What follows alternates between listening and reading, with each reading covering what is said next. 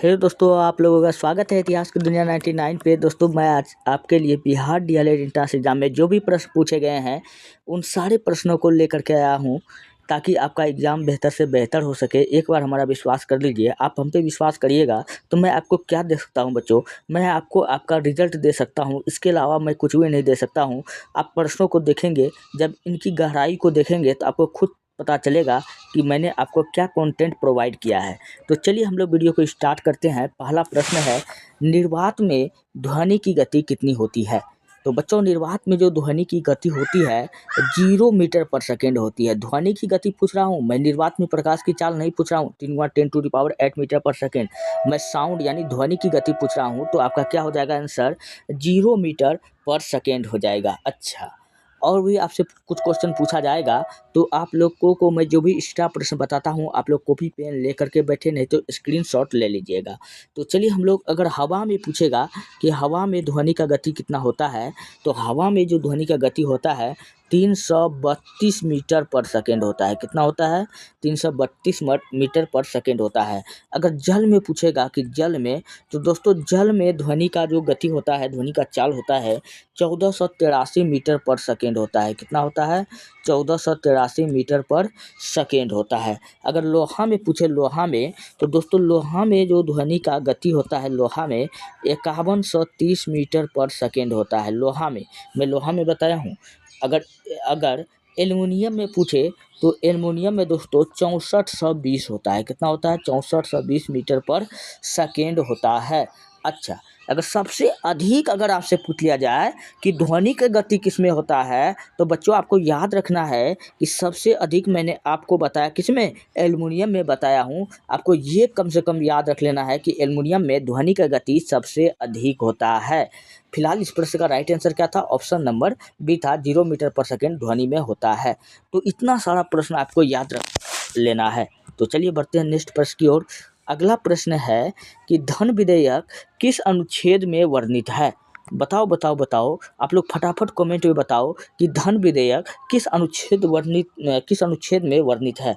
तो बच्चों मैं आपको बता दूं कि धन विधेयक का जो संबंध होता है, धन विधेयक का जो संबंध होता है अनुच्छेद 100 में है, 110 में है। किसमें है? अनुच्छेद 110 में धन विधेयक वर्णित है। तो इस प्रश्न का ऑप्शन नंबर ए क्या हो जाएगा? बिल्कुल राइट हो जाएगा। अच्छा, और अनुच्छेद 112 में क्या है दोस्तों? भारतीय संविधान का अनुच्छेद 112 में वार्षिक वित्तीय विधेयक है, जिसको हम लोग बजट के नाम से जानते हैं। क्या जानते हैं? बजट के नाम से जानते हैं। अच्छा, ये तो आपका हो गया। अगर पूछ लिया जाए कि अनुच्छेद 117 में क्या है, तो बच्चों आपको याद रख लेना है कि अनुच्छेद 117 में वित्त विधेयक है। क्या है? वित्त विधेयक है, वित्त विधेयक है। बच्चों मैं आपको, ऐसा नहीं है कि मैं आपको हल्का हल्का क्वेश्चन बता करके आपको मैं ठग लूँ, और वो प्रश्न मैं बिल्कुल नहीं बताता हूँ जो हमको आता है और जो आपको आता है। मैं वही प्रश्न बताता हूँ जो एग्जाम में आता है। आपको इस टाइप का प्रश्न आना चाहिए ताकि आप डीएलएड का तो छोड़ो, आप कोई भी एग्जाम को आप एकदम इजी में उड़ा दो।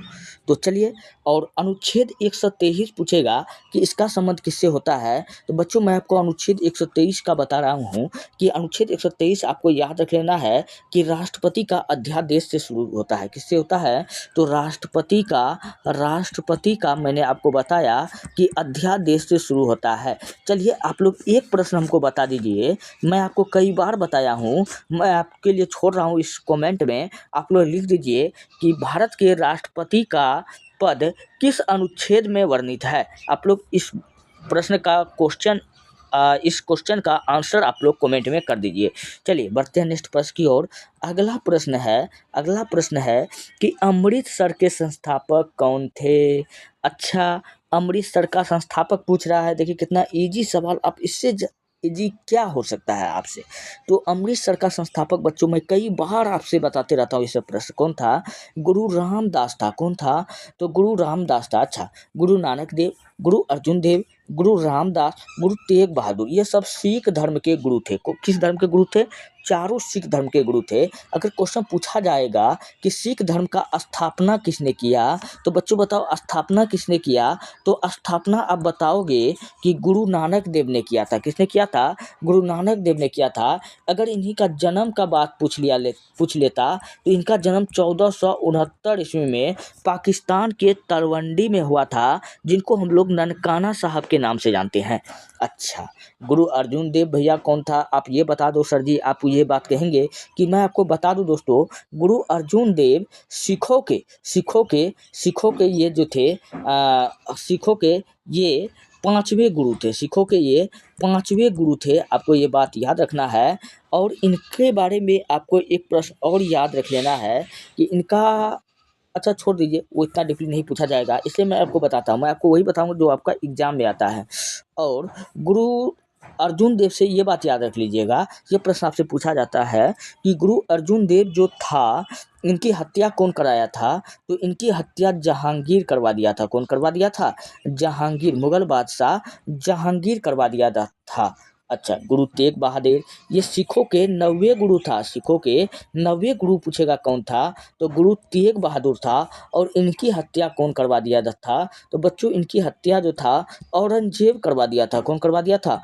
औरंगजेब करवा दिया था। इस्लाम धर्म इन्होंने नहीं स्वीकार करवाया तो इनकी हत्या करवा दिया। चलिए बढ़ते हैं नेक्स्ट प्रश्नों की ओर। अगला प्रश्न आपके सामने में देखिए लग गया है, कितना शानदार प्रश्न है। चांद पर सबसे पहला कदम किसने रखा था? अच्छा सर जी, आप पूछ रहे हो कि चांद पर सबसे पहला कदम किसने रखा, तो बच्चों मैं अगर आपसे पहले पूछूं कि चांद पर प्रथम कदम किस देश ने रखा था, तो आपको बता देना है कि यूएसए ने रखा था। कब रखा था? तो 1969 में रखा था। कब रखा था? 1969 ईस्वी में। और कौन रखा था, तो अब आपका आंसर हो जाएगा नील आर्मस्ट्रांग हो जाएगा। क्या हो जाएगा? नील आर्मस्ट्रांग हो जाएगा। अच्छा, ये चांद पर कदम रखा था। और इसके साथ में 3 आदमी गया था। तो पहला था नील आर्मस्ट्रांग, और कौन था? एडविन एल्ड्रिन, और कौन था? Mike Collins. ये 3 व्यक्ति था।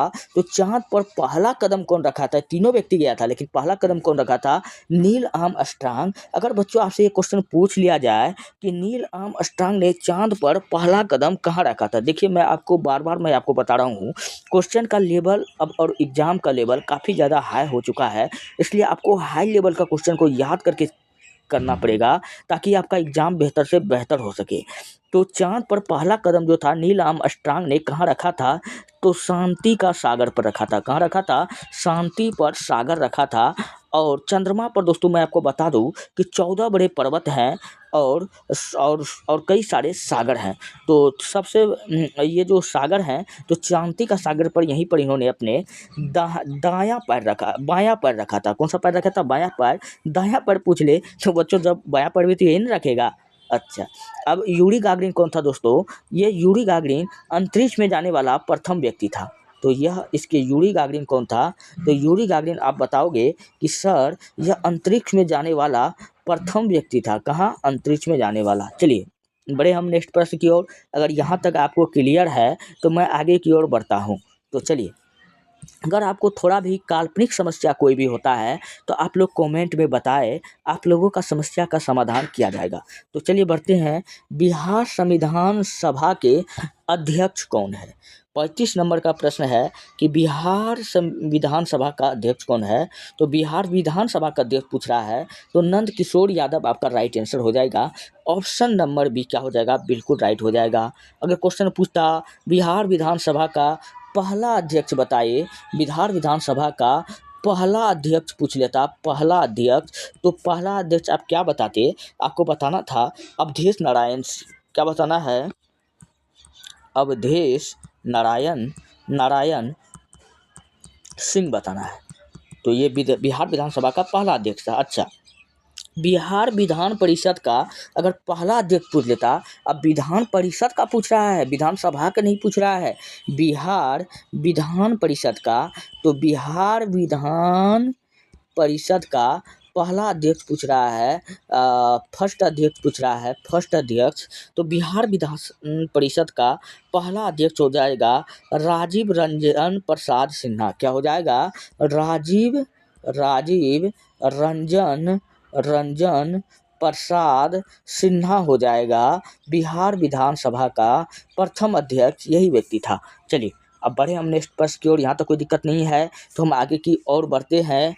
अगला प्रश्न आपके सामने में है, बक्सर का युद्ध कब लड़ा गया था? तो बक्सर का युद्ध दोस्तों कब लड़ा गया था? तो ये 1764 में लड़ा गया था। यही पूछे कब लड़ा गया था, तो 22 अक्टूबर 1764। एग्जैक्ट डेट आपको याद कर लेना है, आपको किसी से भी पीछे नहीं चलना है। एग्जामिनर से आपका एक कदम आगे होना चाहिए। वो कहाँ तक सोच सकता है, आप उनसे एक कदम जब तक आगे नहीं चलोगे बच्चों, आपका सिलेक्शन नहीं होगा। इसलिए मैं आपको कहता हूँ कि आप एक कदम आगे चलो।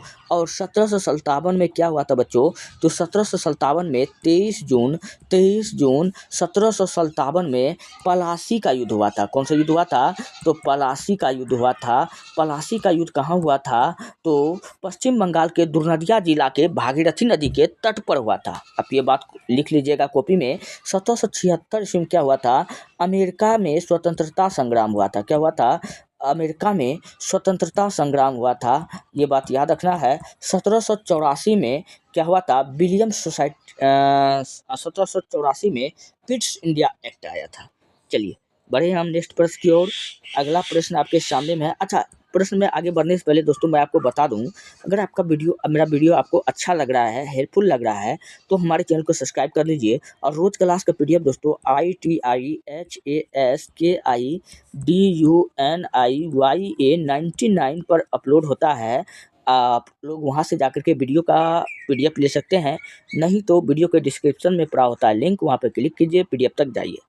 अच्छा, ये तो हो गया दोस्तों। आपको कोई भी एग्जाम निकलना है इजी में निकल जाएगा दोस्तों। मैं आपके लिए एक शब्द मैं आपको बोल रहा हूँ, अगर मंजिल अगर पहाड़ है तो हम भी दशरथ माझी हैं, जब तक तोड़ेंगे नहीं तब तक छोड़ेंगे नहीं। कोई भी एग्जाम आपका ऑटोमेटिक निकलेगा, आप हम पे भरोसा करके तो चले। तो चलिए पहला प्रश्न आपके सामने में है, बिहार में तेल शोधक कारखाना कहाँ है?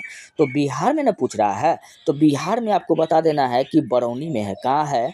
बरौनी में है। तो इस प्रश्न का राइट आंसर आपका क्या हो जाएगा? बरौनी हो जाएगा तेल शोधक कारखाना। और चलिए बढ़े हम लोग नेक्स्ट प्रश्न की ओर। अगला प्रश्न आपके सामने में है, दुधवा राष्ट्रीय उद्यान कहाँ स्थित है? तो दुधवा राष्ट्रीय उद्यान भैया उत्तर प्रदेश में है। कहाँ दिख रहा है? ऑप्शन नंबर बी में दिख रहा है। तो ये कहाँ हो जाएगा? उत्तर प्रदेश में हो जाएगा।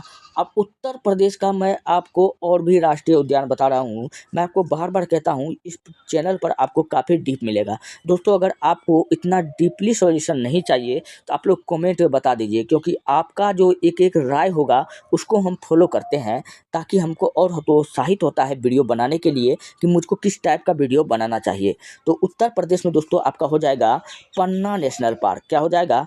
पन्ना नेशनल पार्क हो जाएगा। फिर आपका पेंच नेशनल पार्क हो जाएगा। फिर आपका कान्हा नेशनल पार्क हो जाएगा। कौन सा पार्क?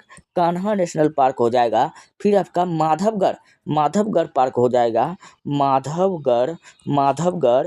फिर आपको याद रख लेना है कि कूनो नेशनल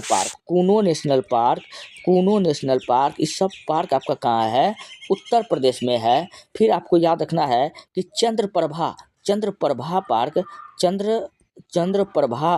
चंद्रप्रभा पार्क। फिर आपको याद है दुधवा तो यहाँ ऑप्शन में दिले है, तो दुधवा हम छोड़ देते हैं। अब अहमदनगर टाइगर रिजर्व। तो इतना सारा पार्क आपको याद रख लेना है कि ये सब भैया कहाँ का है? उत्तर प्रदेश का है। भैया अब राजस्थान का मैं आपको बता देता हूँ। तो राजस्थान में आपको याद रखना है केवलादेव राष्ट्रीय उद्यान। क्या याद रख लेना है? केवलादेव राष्ट्रीय उद्यान। फिर आपको याद रख लेना है घना पक्षी अभ्यारण्य, फिर सरिस्का अभ्यारण्य। ये सब कहाँ है? आपका राजस्थान में है। तो एक दो प्रश्न मैं आपको जगह का दिक्कत होने के कारण मैं नहीं लिख पा रहा हूँ, तो आप लोग इनको लिख लीजिएगा। कॉपी पेन ले करके बैठिए दोस्तों, आप हम पे भरोसा कीजिए। मैं आपको इसके बदला में कुछ नहीं दे सकता हूं, बस मैं आपको रिजल्ट दे सकता हूं, और मैं आपको क्या ही कहूं। चलिए बढ़ते हैं नेक्स्ट प्रश्न की ओर। अगला प्रश्न की ओर हम लोग जब बढ़े, तो अगला प्रश्न आपके सामने में देखिए यहाँ पर लग गया है। प्रश्न नंबर 39 है, फुर्तीला का सही वर्तनी क्या है? देखिए अब यहाँ हिंदी का आ गया है, तो हिंदी भी आपका काफ़ी इम्पोर्टेंट होता है एग्जाम के दृष्टिकोण से। तो चलिए फुर्तीला का सही वर्तनी, सही मतलब वर्ड यहाँ पर कौन लिखा हुआ है? तो यहाँ देखिए फुर्ती लिखा हुआ है, तो नो होगा। फुर्तीला का क्या हो जाएगा? तो फुर्तीला तो यहाँ देख लीजिए, यहाँ पर ऑप्शन नंबर सी में हमको दिख रहा है कि फुर्तीला का क्या हो जाएगा, ऑप्शन नंबर सी हो जाएगा। फुर्तीला का सही बर्तनी यही होगा। तो चलिए हम लोग बढ़े नेक्स्ट प्रश्न की ओर। नेक्स्ट प्रश्न आपके सामने में लग गया है, जिस तत्व ऐसा तत्व जिसका परमाणु क्रमांक 16 है, यानी तत्व जिसका परमाणु क्रमांक 16 है, वैसे तत्वों का नाम बताना है। तो आपको परमाणु संख्या तो याद ही होगा। सल्फर का परमाणु संख्या 16 होता है। अगर वहीं ऑक्सीजन का पूछ लिया जाए तो 8 होता है। फास्फोरस का पूछ लिया जाए परमाणु संख्या तो 15 होता है। क्लोरीन का पूछ लिया जाए तो 17 होता है। तो आपको ये सब याद रखना होगा। ये तो काफ़ी बच्चा वाला प्रश्न आ गया, अब इसके बारे में मैं आपको क्या ही कहूँ। तो चलिए बढ़ते हैं नेक्स्ट प्रश्न की ओर। अगला प्रश्न आपके सामने में है, जो अच्छा बोलता है उसके लिए एक शब्द क्या होगा। अच्छा, जो अच्छा बोलेगा उसके वक्ता नहीं, जो बोलता है उसको हम लोग वक्ता कहते हैं। तो ये अच्छा बोलना यहाँ पर लग गया है, तो ये नहीं होगा। वाचाल क्या होता है, जो सबसे अधिक बोलता है, जो ज़्यादा बोलता है। तो सबसे अधिक बोलने वाला व्यक्ति को हम लोग क्या कहते हैं, वाचाल कहते हैं। सबसे अधिक बोलता है उसको क्या कह देते हैं, वाचाल कहते हैं। सुवक्ता, जो अच्छा बोलेगा, सु मतलब होता है अच्छा, वक्ता मतलब होता है बोलना, तो जो अच्छा बोलता है क्या हो जाएगा, सुवक्ता हो जाएगा। ऑप्शन नंबर सी इधर राइट आंसर हो जाएगा आपका। बढ़े हम लोग नेक्स्ट प्रश्न की ओर। अगर यहाँ तक आपका क्लियर है तो हम लोग बढ़े नेक्स्ट प्रश्न की ओर। दोस्तों, आपको कोई भी काल्पनिक समस्या होता है तो आप पूछ सकते हैं। थोड़ा सा भी समस्या आपके लिए मेरा बहुत बड़ा दिक्कत होगा कि मैं आपका समस्या का समाधान नहीं कर पाया। तो चलिए हम लोग बढ़े नेक्स्ट प्रश्न को ओर। अगला प्रश्न आपके सामने में है कि एक घोल में 450 ग्राम पानी और 50 ग्राम समान नमक है, तो घोल की सांद्रता क्या होगी। अब घोल में 450 ग्राम पानी और 50 ग्राम नमक है। नमक को हम लोग क्या कहते हैं, विलय कहेंगे। क्या कहेंगे, विलय कहेंगे। पानी को हम लोग क्या कहेंगे, विलयन कहेंगे। तो विलय बराबर होता है हाँ सांद्रता अच्छा, तो ये हो जाएगा कि विलियन बराबर क्या हो जाएगा, तो विलय प्लस विलियन हो जाएगा। यानी कि 450 प्लस 50, इसको हम लोग जोड़ देंगे, ये हो जाएगा 500। और सांद्रता बराबर बच्चों सूत्र होता है कि सांद्रता बराबर सूत्र होता है कि विलय बट्टे विलियन क्या होता है, विलय बट्टे विलियन होता है सांद्रता बराबर सूत्र। और चलिए हम लोग देख लेते हैं। तो यहाँ पर हम लोग निकाल लेते हैं। तो हमारा विलय कितना है, 50 ग्राम है, और विलियन कितना है, 500 ग्राम। यहाँ पर हम निकालें टोटल 450 और 50 जोड़ करके 500 ग्राम इंटू प्रतिशत में पूछ रहा है, तो 100 से हमको गुना करना होगा। तो काट पीट कर दीजिए यहाँ पर आप, यहाँ पर 2 जीरो से 2 जीरो यहाँ काट दीजिए। और आपके यहाँ नीचे में 5 बचा है, 5 का 5 में 10 बार में 50 है, यानी कि 10% आपका आंसर हो गया। ऑप्शन नंबर बी क्या हो जाएगा, राइट आंसर हो जाएगा। तो हम लोग बढ़े नेक्स्ट प्रश्न की ओर। अगर यहाँ तक आपको कोई दिक्कत है तो कमेंट में बताइए। चलिए बढ़ते हम लोग नेक्स्ट प्रश्न की ओर। अगला प्रश्न है कि वर्मी कंपोस्ट क्या होता है। दोस्तों, वर्मी कंपोस्ट आपसे पूछ रहा है कि वर्मी कंपोस्ट क्या होता है। तो बच्चों, वर्मी कंपोस्ट क्या होता है, तो चलिए हम लोग वर्मी कंपोस्ट को हम लोग रासायनिक उर्वरक कहते हैं। क्या कहते हैं, रासायनिक उर्वरक कहते हैं। तो option number A is the right answer हो जाएगा। अच्छा, ये तो वर्मी कंपोस्ट हो गया सर जी। तो आप कहोगे सर जी हमको जैविक उर्वरक के बारे में बताइए कि ये क्या होता है। तो अच्छा, वर्मी कंपोस्ट आपका रासायनिक उर्वरक, ठीक है। और रासायनिक उर्वरक जैविक सॉरी दोस्तों, ऑप्शन यहाँ गलती हो गया, माफ़ करना दोस्तों। वर्मी कंपोस्ट हम लोग जैविक उर्वरक को कहते हैं। किसको कहते हैं, ऑप्शन नंबर बी क्या हो जाएगा, बिल्कुल राइट हो जाएगा। अच्छा, अगर आपसे क्वेश्चन पूछ लिया जाता कि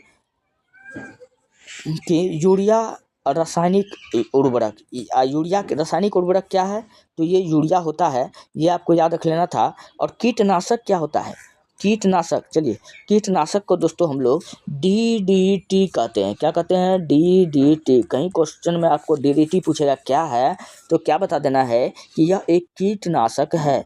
फफूंदनाशक पूछेगा क्या है, तो आपको बताना है कि यह एक कवक है। क्या है, कवक को हम लोग फफूंदनाशक कहते हैं। तो चलिए हम लोग बढ़े नेक्स्ट प्रश्न की ओर।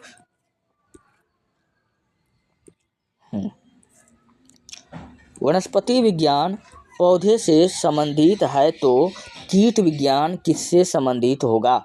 तो वनस्पति विज्ञान अगर पौधे से संबंधित है तो कीट विज्ञान जो आपका बच्चों हो जाएगा वो कीड़े मकोड़े से हो जाएगा।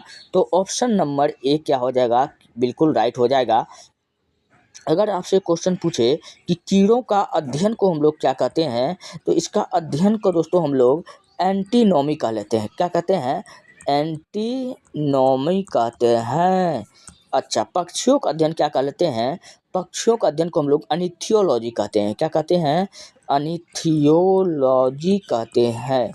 तो जहाँ से प्रश्न बनने वाला होता है मैं आपको वहाँ से बताइए करता हूँ। और चले हम लोग बढ़े नेक्स्ट प्रश्न की ओर।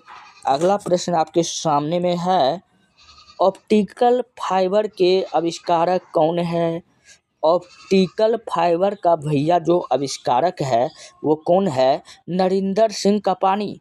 तो यही नरिंदर सिंह कपानी आपका ऑप्शन नंबर बी में दिख रहा है। तो ऑप्शन नंबर बी क्या होगा? बिल्कुल राइट हो जाएगा। अच्छा, W W W W W W W W और डब्लू इसी को हम लोग कहते हैं वर्ल्ड वायर वेव्स। क्या कहते हैं? WORLD world, WIRE wire, WAVES world wire waves. इसका अगर आविष्कारक पूछेगा कौन था तो टिम बर्नर्स-ली। कौन था? Tim Berners Lee. तब ऑप्शन नंबर ए आपका राइट हो जाता है। फिलहाल ऑप्शन नंबर बी आपका क्या होगा? राइट हो जाएगा। अच्छा, अगर आपसे क्वेश्चन पूछ लेता कि चलिए यहाँ देख लेते हैं और कौन कौन सा ऑप्शन दिया है। चार्ल्स बेबेज ये कंप्यूटर का पिता है। कौन है? यह कंप्यूटर का पिता है। आपको ये बात याद रख लेना है। तो दोस्तों ये रहा आज के प्रश्न जो आपके एग्जाम के दृष्टिकोण से काफ़ी महत्वपूर्ण है। बच्चों आप लोग मेरा भरोसा कीजिए, इसी प्रकार से प्रश्न आपके एग्जाम में आएंगे। अगर आपने इतना कर डाला तो आपकी लाइफ हो गया झिंगा लाला। तो चलिए हम लोग बढ़ते हैं अगले प्रश्न की ओर। अच्छा, अगले नेक्स्ट वीडियो में, लेकिन जाने से पहले मैं आपके लिए एक मोटिवेशन शायरी मैं आपको लिए लेकर के आया हूँ। कहा जाता है कि लोहा जितना तपता है उतना ही ताकत भरता है, सोने में जितनी आग लगे उतना खूब चमकता है, हीरे को जितनी धारा जाए उतना खूब निखरता है, सूरज जैसा बनना है तो सूरज जैसा जलना होगा।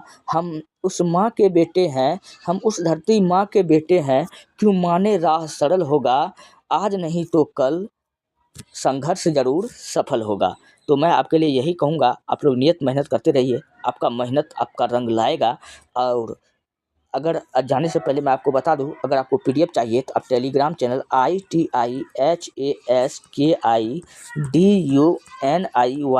99 इतिहास की दुनिया 99 पर आप वीडियो का PDF ले सकते हैं। बढ़ते हैं हम लोग नेक्स्ट वीडियो में। धन्यवाद।